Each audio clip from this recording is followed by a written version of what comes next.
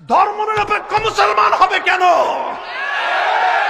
ধর্মনিরপেক্ষ হিন্দু হতে পারে, ধর্মনিরপেক্ষ বৌদ্ধ হতে পারে, ধর্মনিরপেক্ষ খ্রিস্টান হতে পারে, ধর্মনিরপেক্ষ ইহুদি হতে পারে, কারণ ওই সকল ধর্মগুলোর কাছে আধুনিক যুগের রাষ্ট্র ব্যবস্থা পরিচালনার ব্যবস্থা নাই, আধুনিক যুগের রাজনীতির বিধান নাই, আধুনিক যুগের ব্যাংকিং ব্যবস্থা নাই, আধুনিক যুগের রাষ্ট্রীয় বাজেট প্রণয়ন করার কোন সামর্থ্য তাদের কাছে নাই।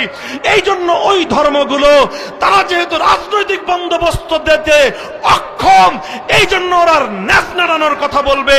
মুসলমানের কাছে কোরআন আছে, মুসলমানের কাছে নবীর আদর্শ আছে, মুসলমানদের কাছে সর্বশ্রেষ্ঠ রাজনৈতিক বন্দোবস্ত আছে, মুসলমানদের কাছে আল্লাহর দেওয়া জীবন ব্যবস্থা, আল্লাহর দেওয়া রাষ্ট্র ব্যবস্থা আছে।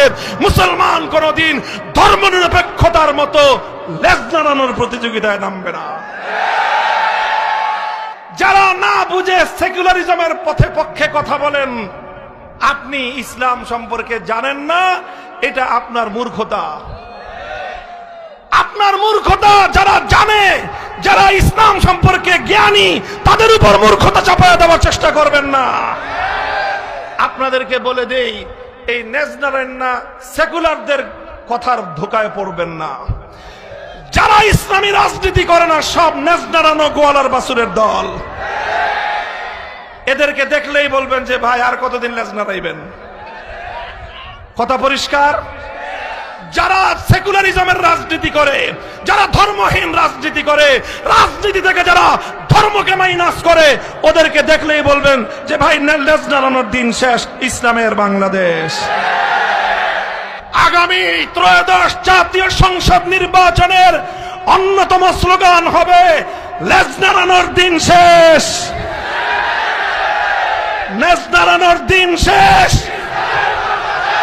যারাই দেখবেন ইসলামী রাজনীতির বিরুদ্ধাচরণ করে, কানে কানে গিয়া বলবেন ভাই লেজ নাড়ানোর। কথা পরিষ্কার। মুহতারাম হাজিরিন, আলহামদুলিল্লাহ ইসলামী বিপ্লবের জন্য সময় ঘনিয়ে এসেছে। কথা বলেন ঠিক না বেঠিক? আমরা প্রস্তুত, আমরা প্রস্তুত ইনশাআল্লাহ।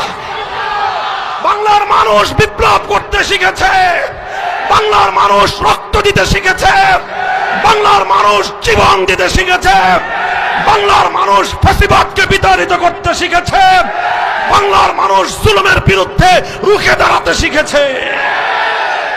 মুহতারাম হাজিরিন, কথা পরিষ্কার। ভাই বিপ্লবের জন্য বড় রাজনৈতিক দল লাগে না।